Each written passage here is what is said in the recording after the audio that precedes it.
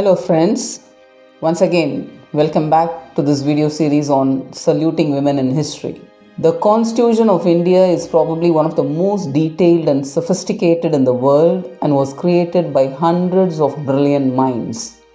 It was adopted by the elected Constituent Assembly on 26 November 1949 and came into effect on 26 January 1950, which we are celebrating it as a Republic Day. The total membership of the Constituent Assembly was 389.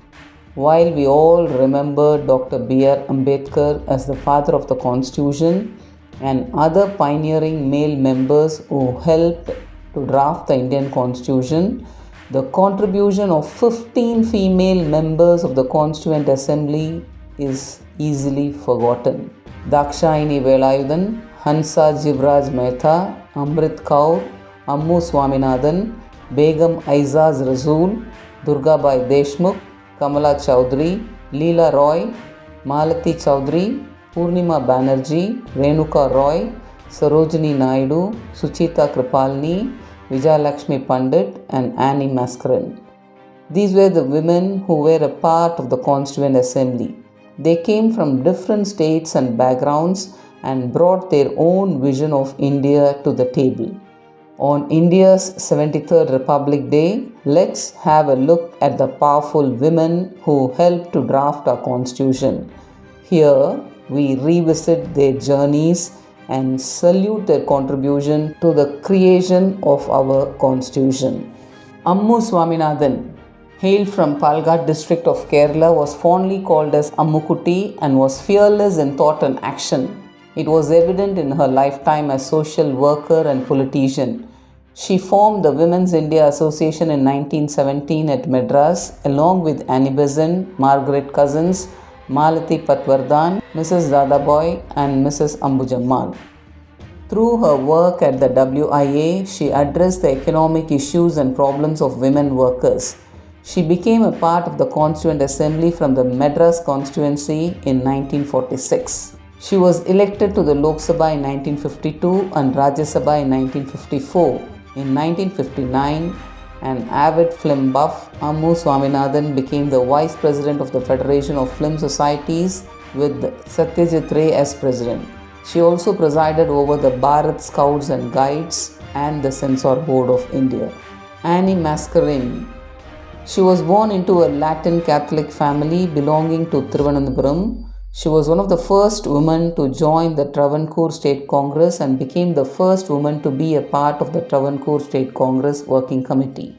She was one of the leaders of the movements for independence and integration of the princely states within the Indian nation.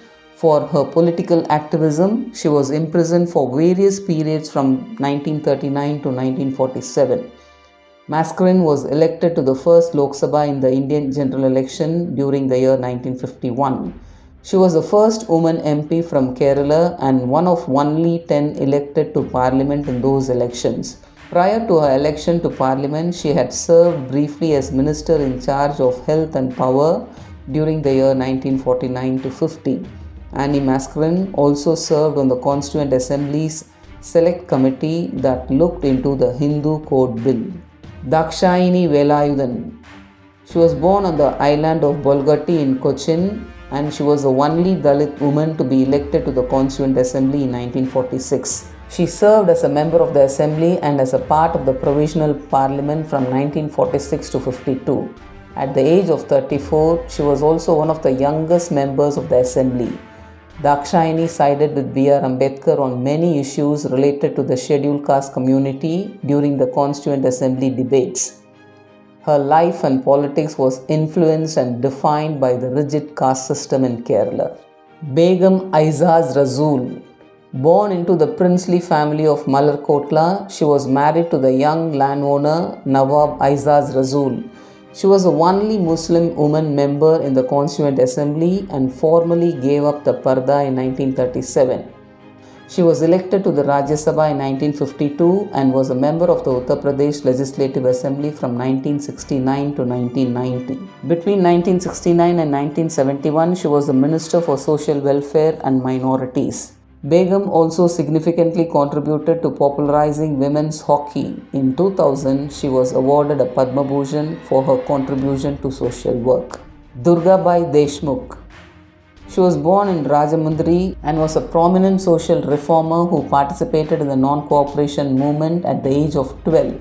She, along with Andhra Kesari T. Prakasam, participated in the Salt Satyagraha movement in Madras city during May 1930, and she was instrumental in organizing women satyagrahis in the movement. This led to the British authorities imprisoning her 3 times between 1930 and 33. In 1936, she established the Andhra Mahila Sabha, within which a decade became a great institution of education and social welfare in the city of Madras. She was the chairperson of several central organizations like Central Social Welfare Board, National Council for Women's Education, and National Committee on Girls and Women's Education. She was a member of Parliament and the Planning Commission as well. Durgabai Deshmukh was the first to emphasize the need to set up family courts after studying the same during her foreign visit to China and Japan. Durgabai Deshmukh was awarded the 4th Nehru Literary Award in 1971 for her outstanding contribution to the promotion of literacy in India, and in the year 1975 she was awarded with the Padma Vibhushan. Hansa Jivraj Mehta. Born to the Diwan of Baroda Manubai Nansankar Mehta, Asha Mehta studied journalism and sociology in England. Along with being a reformer and social activist, she was also an educator and writer. She wrote many books for children in Gujarati and also translated many English stories, including the Gulliver's Travels. She was elected to the Bombay Schools Committee in 1926 and became the president of All India Women's Conference in 1945-46. She served on the Constituent Assembly and was a member of the Fundamental Rights Subcommittee, the Advisory Committee, and the Provincial Constitutional Committee. On 15th August 1947, a few minutes after midnight, Mehta, on behalf of the women of India, presented the national flag to the Assembly, the first flag to fly over independent India. Kamala Chaudhary. She was born in an affluent family of Lucknow and was a Hindi story writer. Moving away from her family's loyalty to the imperial government, she joined the Nationalists and was an active participant in the civil disobedience movement launched by Mahatma Gandhi in 1930. She became the member of the Constituent Assembly, and after the constitution was adopted, she served as a member of the provincial government of India till 1952. She was the Vice President of the All India Congress Committee in its 54th session and was elected as a member of the Lok Sabha in the late 70s. Chaudhary was also a celebrated fiction writer, and her stories usually dealt with the women's inner worlds or the emergence of India as a modern nation. Leela Roy. She was born in Golpara in Assam, and her father was a deputy magistrate and sympathized with the nationalist movement. She graduated from Bethune College in 1921 and became the assistant secretary to the All Bengal Women's Suffrage Committee and arranged meetings to demand women's rights. Being a social worker, she worked for the education of women in India, and in 1923 with her friends, she founded the Deepali Sangha and established schools which became the centers of political discussion in which noted leaders participated. She was instrumental in forming the Dhaka Mahila Satyagraha Sangha, which played an active role in the anti-salt tax movement, and she became the editor of a journal called Jayashri, which had the blessing of Rabindranath Tagore. She also became a member of Women's Subcommittee formed by Subhash Chandra Bose, and when Bose went to jail in 1940, she was nominated as the editor of the Forward Block Weekly. Malathi Choudhary. She was born in a distinguished family in East Bengal and married Navakrishna Choudhary, who later became the Chief Minister of Odisha and shifted to Odisha in 1927. During the Salt Satyagraha, she accompanied by her husband and joined the Indian National Congress and participated in the movement. They educated and communicated with the people to create a favorable environment for Satyagraha. In 1933, she formed the Utkal Congress Samajwadi Karmi Sangh along with her husband, which later came to be known as the Orissa Provincial Branch of the All India Congress Socialist Party. After independence, she was a member of the Constituent Assembly of India and as the president of the Utkal Pradesh Congress Committee tried her best to emphasize the role of education, especially adult education in rural reconstruction. She also joined the Bhudan movement of Acharya Vinoba Bhave and was deeply influenced by both Tagore and Mahatma Gandhi. Purnima Banerjee. She was the secretary of the Indian National Congress Committee in Allahabad and she was one among a radical network of women from Uttar Pradesh who stood at the forefront of the freedom movement in late 1930s and 40s. She was arrested for her participation in the Satyagraha and the Quit India movement. Purnima Banerjee was the secretary of the Indian National Congress Committee in Allahabad and she was the younger sister of famous freedom fighter, educator and activist Aruna Asaf Ali. One of the most striking aspects of Purnima Banerjee's speeches in the Constituent Assembly was her steadfast commitment to a socialist ideology. As a secretary for the city committee, she was responsible for engaging and organizing trade unions, Kisan meetings and worked towards greater rural engagement. Rajkumari Amrit Kaur. Hailing from Uttar Pradesh, she was the India's first health minister and she held that post for 10 years. Daughter of Harnam Singh, son of the erstwhile Maharaja of Kapurthala, she was educated at the Sherborne School for Girls in Dorset, England, but gave it all up to become Mahatma Gandhi's secretary for 16 years. She was elected to the Constituent Assembly from the United Provinces and her most significant contribution was in ensuring extensive political participation of women. She became the first woman to hold a cabinet position in India as Health Minister. The All India Women's Conference Centre, the Lady Irwin College in Delhi, the All India Institute of Medical Sciences are few of the reputed organizations that owe their existence to her. When she died in 1964, the New York Times called her a princess in her nation's service. Renuka Ray. She was the daughter of Satish Chandra Mukherjee, an ICS officer, and Charulata Mukherjee, a social worker and the member of the All India Women's Conference. As a young girl, Renuka lived for a while in London and completed her BA from the London School of Economics. In 1934, she was the legal secretary of the All India Women's Conference and submitted a document titled Legal Disabilities of Women in India, a plea for a commission of inquiry. From 1943 to 46, she was a member of the Central Legislative Assembly, then of the Constituent Assembly and the Provisional Parliament. In 1952 to 57, she served on the West Bengal Legislative Assembly as the Minister for Relief and Rehabilitation. In 1957 and again in 1962, she was the member for Malda of the Lok Sabha.